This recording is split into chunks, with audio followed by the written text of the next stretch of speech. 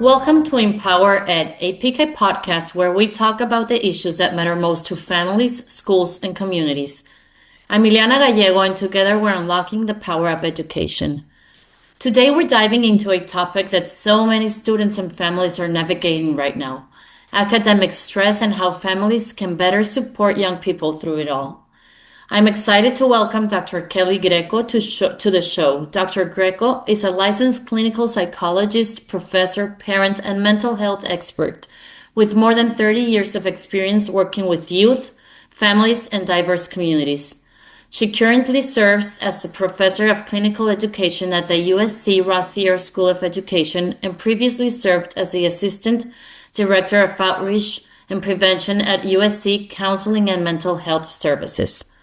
Throughout her career, Dr. Greco has worked in settings ranging from psychiatric hospitals and community mental health to juvenile hall and universities, always with a focus on helping people build resilience, thrive during difficult times, and create meaningful connections. She's passionate about authentic leadership, restorative practices, positive psychology, and helping families better understand how to support students emotionally and mentally. In today's conversation, we'll explore the realities of academic stress, the pressures students are facing today, warning signs families should pay attention to, and practical ways parents and caregivers can create healthier, more supportive environments for their students to succeed. After hearing all of this, I'm sure you'll agree that there's no better guest to talk about these issues than Dr. Kelly Greco. How are you, Dr. Greco? Thank you for being here. Oh, thank you. Pleasure to be here and honored to talk about this important topic. I'm very excited about this conversation because, as we were discussing before recording, it's a topic that also feels very personal to me. I had the experience with my daughter, my older daughter, when she went to college. Her first semester was just, she would call home every other day crying. And Mm. it was just a lot of work from parents to see how we could support her. So I'm very happy about the topic, having the chance to learn from you. What you say to start off are common causes of academic stress among students today. So when I think about that, I think a couple things. I think, what are the internal stressors and what are the external? So I think starting with the environment and external things is really important and not to minimize. So looking at some causes in terms of the context of a situation, right? Lack of resources, lack of accessibility, things in terms of that marginalized communities may be impacted by, someone not having mentors, time management or lacking support, mental illness, or just chronic ongoing stressors. So I think we need to look at the environment, but then we need to look at whatever the environment is, right? I can have chaos and stressors and things happening around me that are not fair. And so then I need to look at what's going on internally. So there's a couple things that come out of research and that many clinicians like myself teach to manage it. And one of the things I want to be kind of a disclaimer is when I do talks and teach and also do therapy or even for my own children or for my own self, we want to take fix out of our vocabulary and really replace it with manage. So we try to fix things, right? And we're all in this digital age that things can be fixed quickly, but we want to look at a lot of our stressors and our emotions, we can only manage. So that's really important when we look at internally. So a couple things that come up out of research and what I do is how do you perceive the stress? What are your perceptions? So we're looking at challenge versus threat. And so there's a lot of research, and I pull from Dr. Kelly McGonigal, who's a health therapist up at Stanford who's done amazing research that talks about how we perceive stress equals how we respond to it. So it's how we perceive it and how we respond to it. And that's really, really important to look at internally. So we should perceive it, you're saying, as a challenge and not as a threat, and that helps already, just perceiving it like that is going to change the way we react. Yes, because our thoughts, feelings, and behaviors are all interrelated, right? So if I walk around at school, right, if I'm, say, like a typical 10-year-old, and I'm thinking I'm not good enough, right? I'm not going to put myself out there and ask for support. I may be quiet on the playground. I may be anxious. So our thoughts, feelings, and behaviors are all interrelated. So even if I feel like I'm not good enough, I challenge that and catch that and say, I am good enough. The more I say it, the more I believe it. And then the behaviors and the feelings then, take on from there. So it's practice. It's kind of like, I think a best analogy or metaphor, especially with athletes, is visualization, right? So passing a test or a job interview, or if one is an athlete or even being on stage, in acting or dance, you visualize doing it well before you do it. Hmm. And And then, as parents, how can we like teach that to our child, especially when they're young? exactly. So one of the things we want to teach is, I also want to do a little disclaimer in terms of, we have many threats in our world, right? In our environment. So I'm not referring to something that is psychological in terms of threatening or physically threatening, right? I'm talking about a teen, a child who says, I didn't get a good grade. I got critical feedback on that paper. That person didn't invite me to their birthday party. That person doesn't want to sit with me at lunch. I didn't get enough likes on Instagram, right? These are things that we see as threats when they're part of life. Hmm. So the first part is recognizing that we have what we call negativity bias. Our brains are wired to go to the negative. So many times my students are saying, why, Dr. Greco, am I going to the negative? And I said, because that's how our brains are wired to protect us for survival. However, we're inundated with so much information and feedback and all these apps and how people can get a hold of us that we see all these things as threats. And so we need to pause and look at, okay, if this not is not life threatening or threatening to my, psychological well-being, this is common for me to go to the negative. So I need to kind of catch that and then challenge it. So we're looking at something that we call, in terms of, and this is so much in the research with well-being and positive mental health, is problem solving. So out of research, Lazarus in the 80s said there's three ways of you and I that cope as humans, right? Avoidance, emotional, and problem solving. So when we see something as a threat, we need to ask ourselves, is this really a threat? Something on social media or something in school or in the classroom. And really, we need to help teach our kids, even our teens and our young adults. And again, I'm even doing this myself every day of, is this really a threat? Because that negativity gets in the way, right? We may see something on social media and then compare ourselves and put ourselves down very quickly. I'm not doing enough. I'm not good enough. So that self-talk is really important to catch of, okay, this is a challenge. This is part of life. Challenges are part of life. How am I going to lean into this? So problem solving is the way. So emotional and avoidant is what we do as humans. I'm not saying it's negative, but that's where you and I get stuck. So we want to help our youth problem solve. That means, what are the choices and the options? And sometimes they may not be the choices and options I want, but what's in front of me? What are my resources? And then the most important thing, strengths.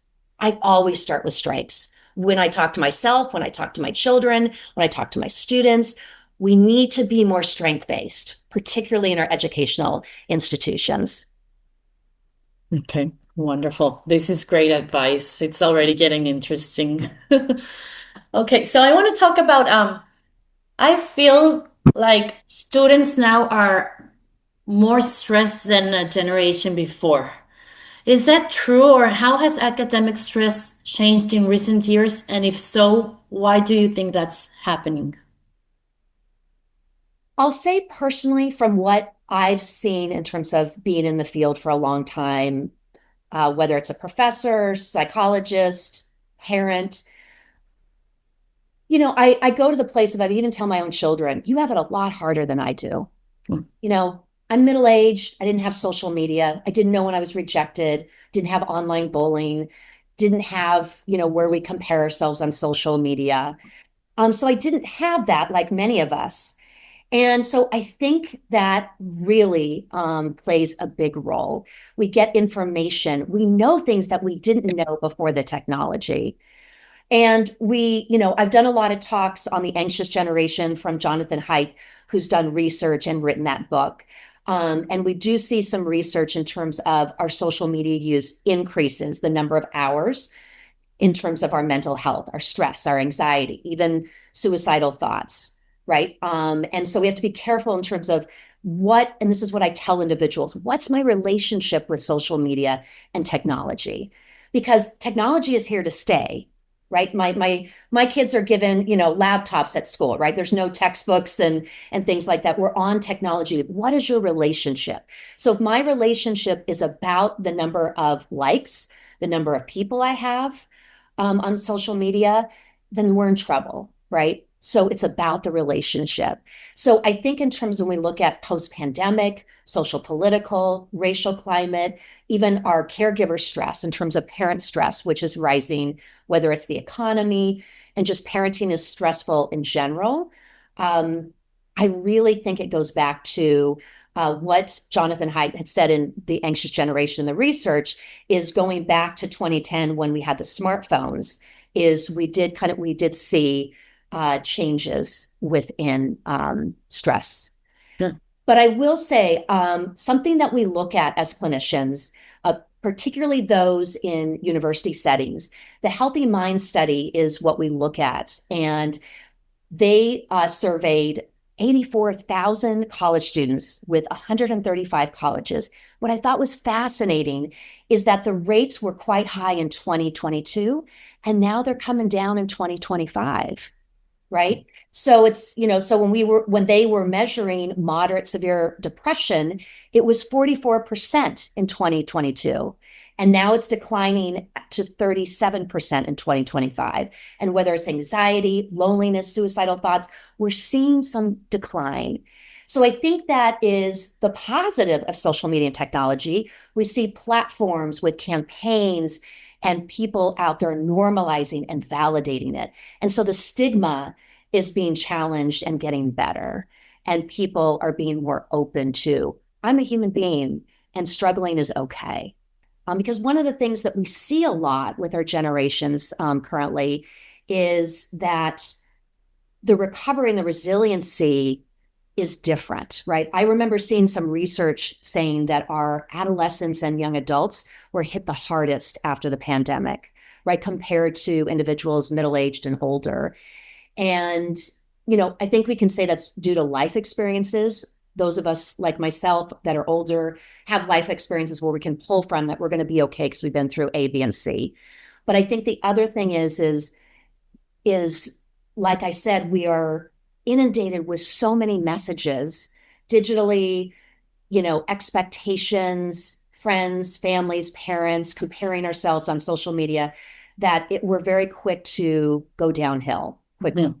And not recover. So it's like, someone gets an A minus, I'm not going to get into medical school, or I'm not going to get this or that. And, just launching a daughter to college. I used to be one of those anxious parents that I would year to year talk about in terms of being on my workshops and talking to them. And then all of a sudden I found myself in it and it's a real thing, but we just have to manage. And I remember someone gave me some great advice and said, Kelly, it all works out in the end. And it was some teachers at our high school. Wait, they were right. And I looked back and go, should not have been anxious. It all works out. Mhm. Really good. You mentioned social media and having so many people looking at other people's perfect, in quotes, right, in Right. life. I also noticed, and for my experience, my daughter's first semester was really tough. And I noticed that a lot because they are so isolated because of technology and their phones. She lived with 16 other girls, or they were 16 in the house where they were living. And she was like, but it's very lonely here. That's when I thought it can't be that lonely. There's 16 of you there. So what are you guys doing? And we came up to the conclusion that each of them were in their room with their Right. computer watching the same show or the same movie. It didn't matter. So what we did for her, we asked her to start. She also lived very close to campus, so she would go to her house at any time during the day. So we asked her to stay at campus and to work in the library. And that changed her life. Like she started to notice that her friends who didn't live so close were working there. They would help each other. They would just make new friends because it's her first semester. So I'm curious about how you see technology isolating and the impact isolating our students or our children and the impact that it has on their mental health and their academic. Yeah, I think it's a great question. And we know that the Surgeon General years ago talked about loneliness and the epidemic of loneliness. So we all know that this is a real thing. And, you know, we all know that we are connected digitally, right? But we're not connected in relationships where we need to connect. We're social beings. And so those that we call digital natives, that are youth that have been born and raised from the get-go with technology, that's all they know.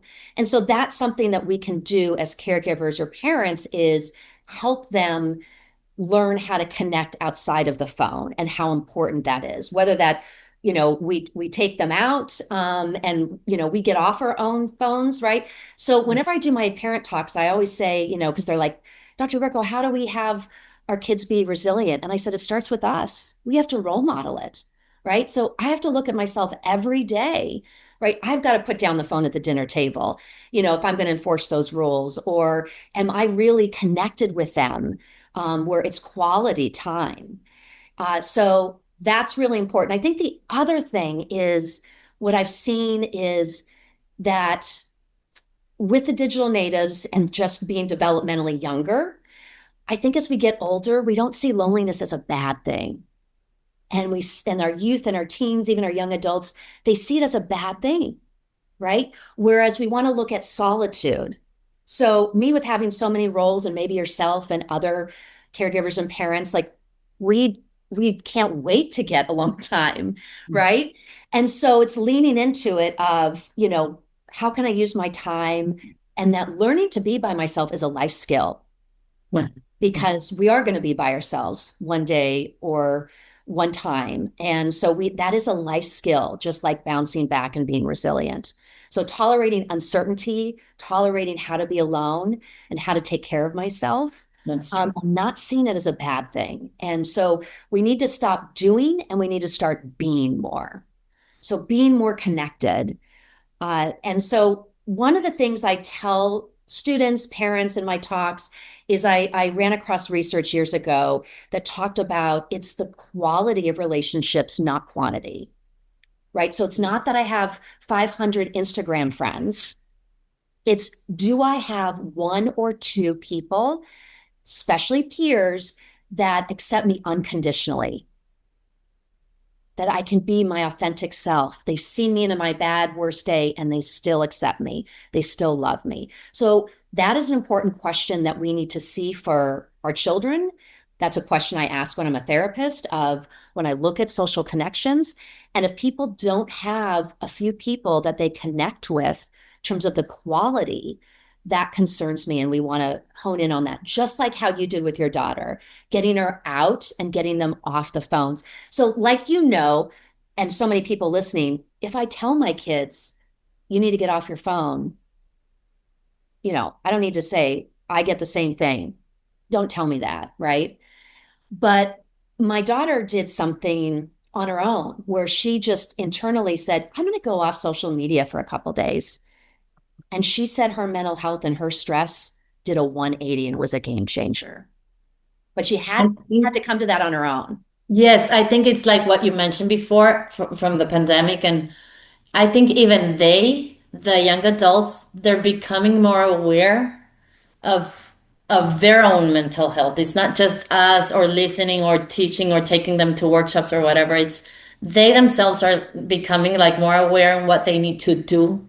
So that is wonderful. I mean, it's like noticing how they're feeling and they're taking charge of their own mental health. I'm noticing a little. Mhm. Exactly. And you bring up something so important is when people say, what is the number one thing to manage my stress? Is I said, and you said it, self-awareness.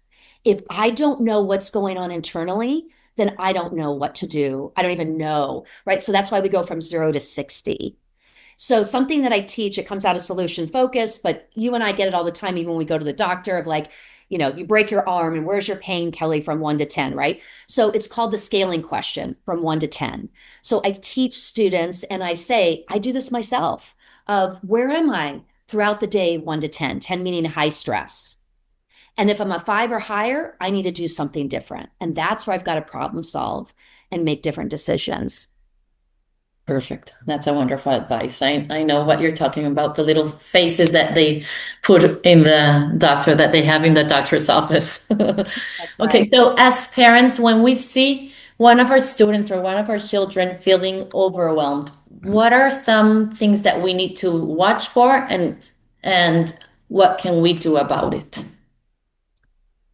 So I found a quote many, many years ago, and so I've been doing talks for caregivers and parents for many years. So passionate about it, and one myself. And this is an anonymous quote, but I think this is so important, and this is to me the key of answering your question. Is the quote is that the hardest part of being a caregiver or parent is watching them go through tough times and not being able to fix it. So, I'm just as guilty as everyone else of trying to fix it. And it's so hard to watch them be so anxious, upset, cry, struggle, grapple with so many things that comes their way. Um, but in terms of sitting back and asking them, how do you think you can problem solve this? What do you need from me? How can I help support you? How can I help support you is the best question, in my opinion, that you can ask. Because we lean in and try to fix it. And then if we fix it, we don't give them the skills that they need to build that self esteem, that sense of mastery that they need. They need to learn what it's like to fail and learn how do I get back up rather than us. We can help pick them up, but they need to help themselves while we're behind them or by their side. So like you said, what are the signs? Yes, there are times when we need to lean in and they can't pick themselves up. So we look at in terms of when there is impairment, daily impairment. I can't get out of bed for days or weeks.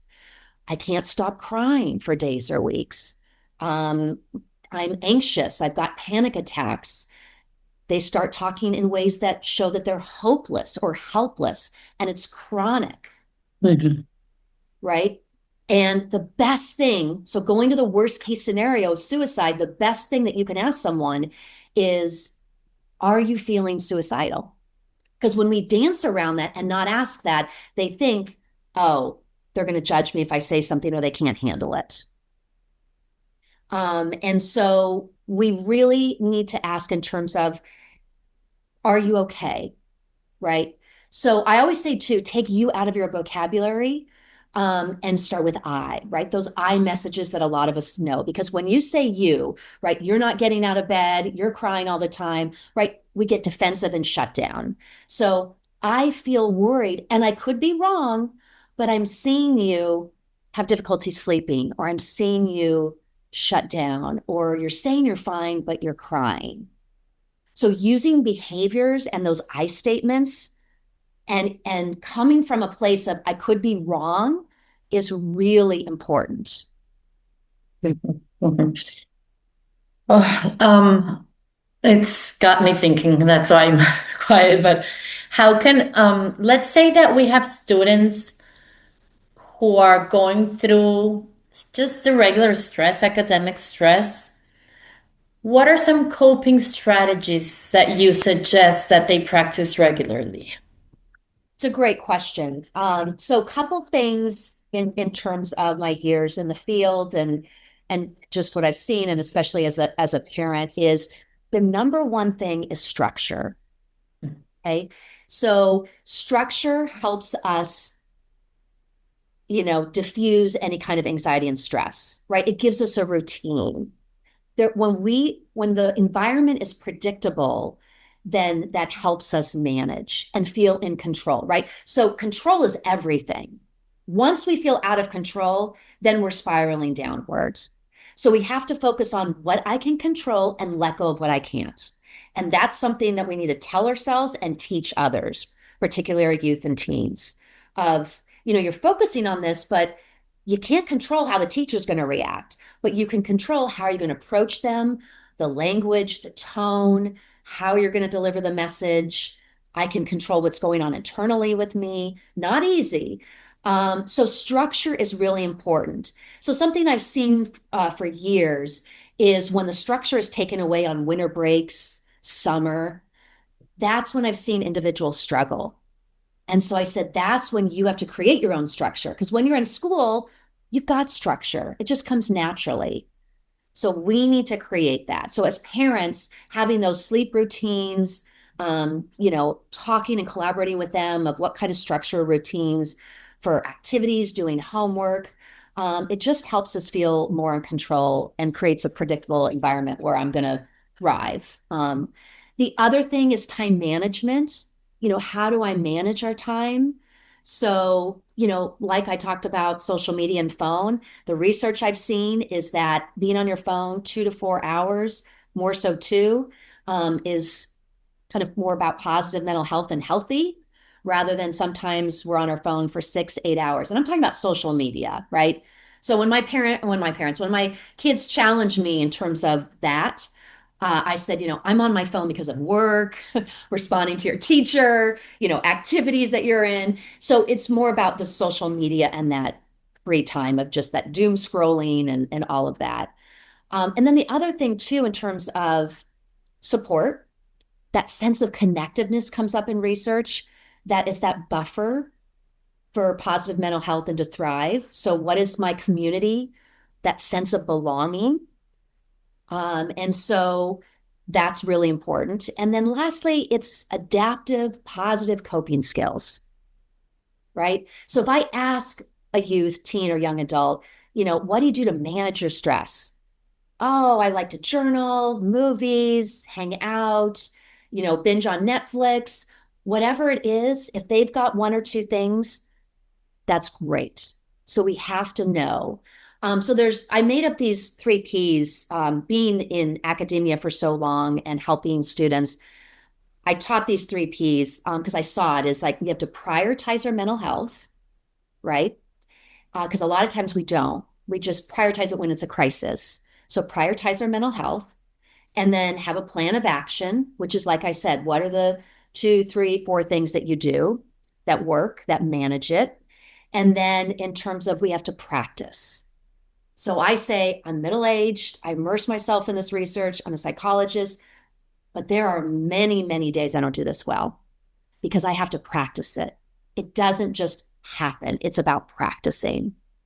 Like everything, like exercising and everything that like Exactly. Exactly.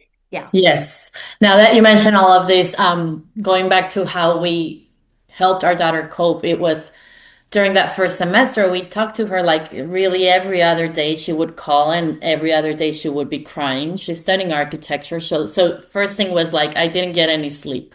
Now it's not even it's just how it is, right? And I started telling her, like making her realize what are those coping strategies that work for her. Like for me, I listen to instrumental music, and here is one of the playlists that I listen to, or I go out and take a walk. You can start with those, but if those don't work for you, then what is it? You find out what's your.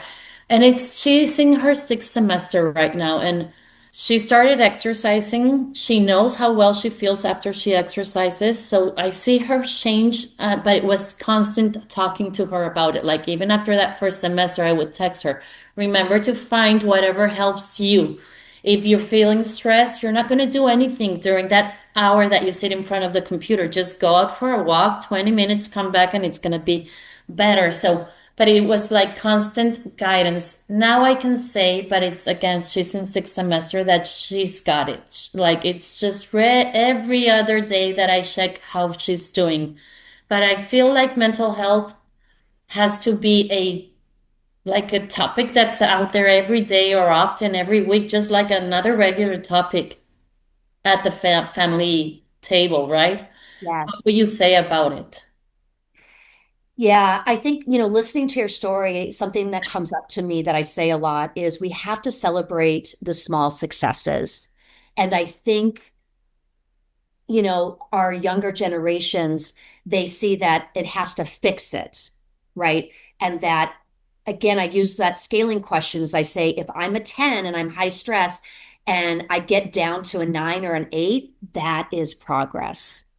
So we have to celebrate the small successes because small successes lead to bigger ones. And so we have to go, shy away from this all or nothing and that it's not about fixing, it's about managing. And then the other thing is so if we have the goal to exercise, sometimes we can't do it every day. And then we beat ourselves up and then we stop. And it's like, so this is that resiliency mindset of, okay, so what can I learn from that? What can I do tomorrow that I didn't do today?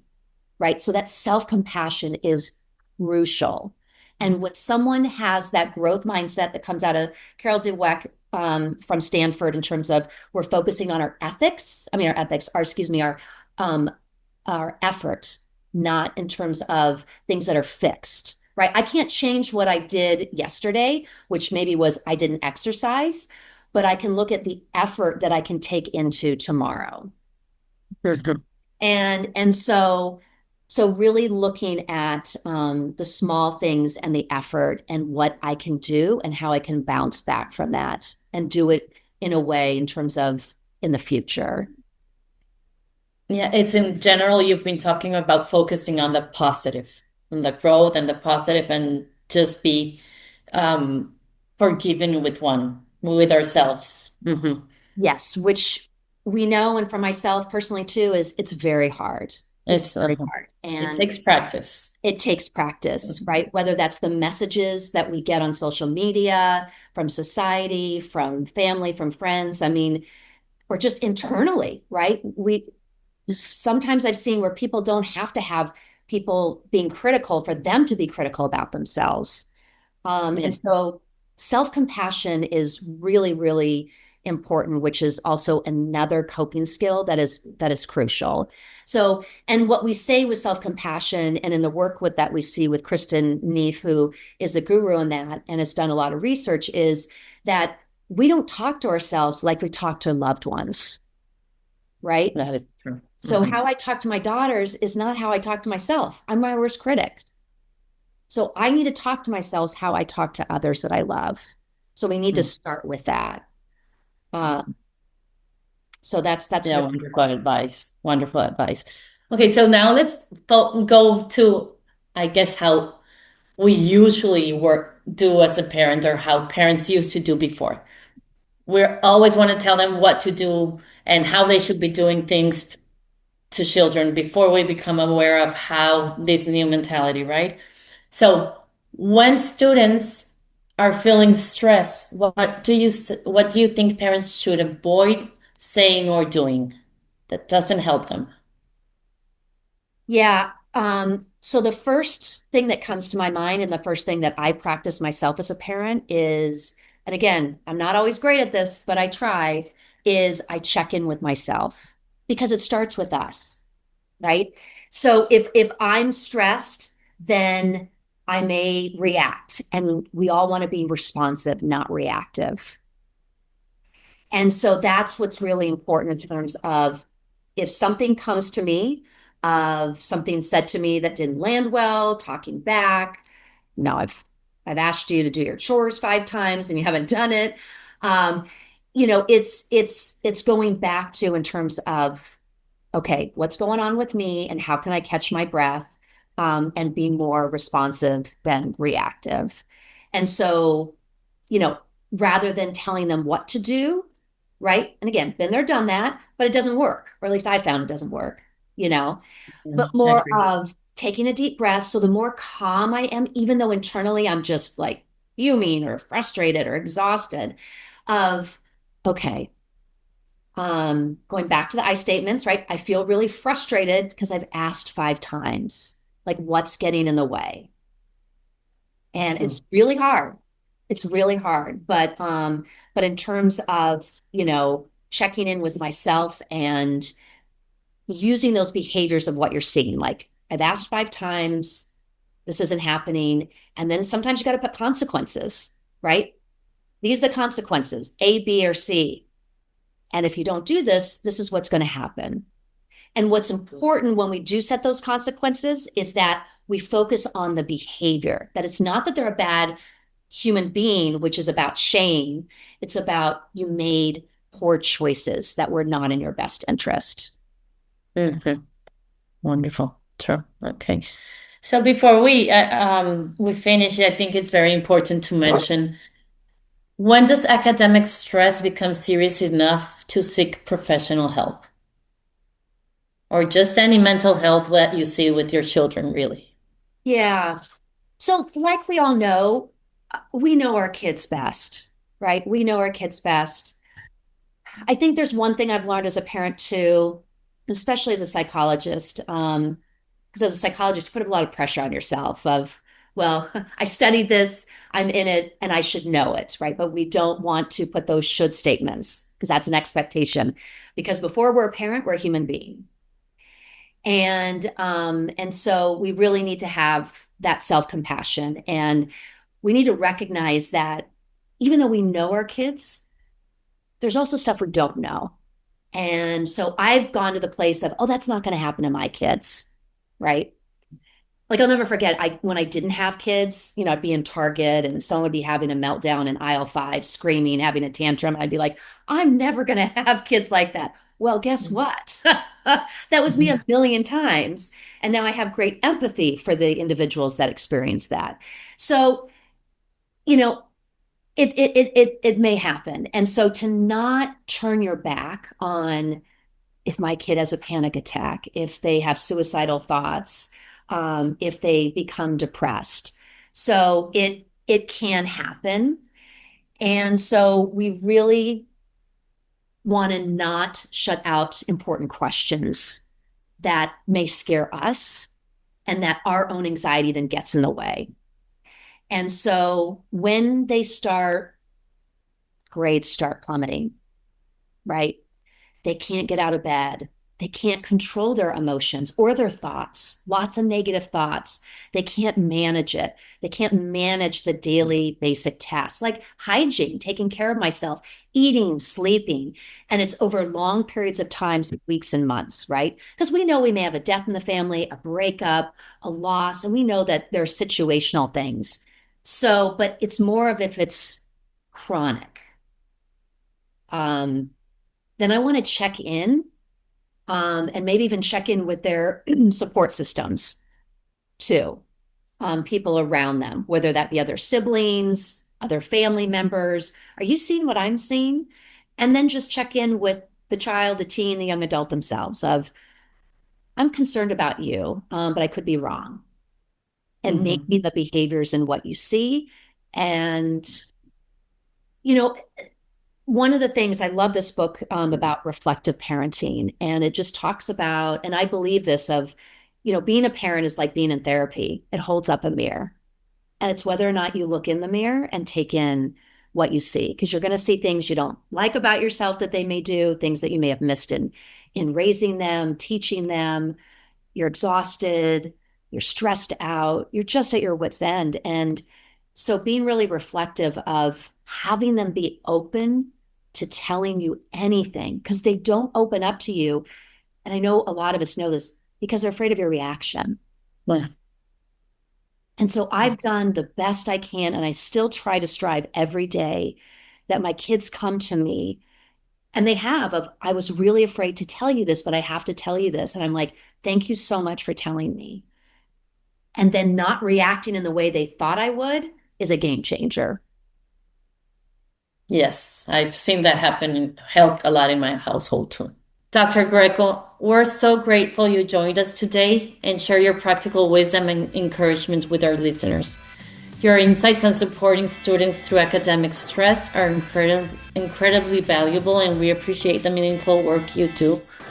And thank you to everyone listening. If this episode resonated with you, be sure to share it with our parent, an educator, or a student who may need this conversation right now.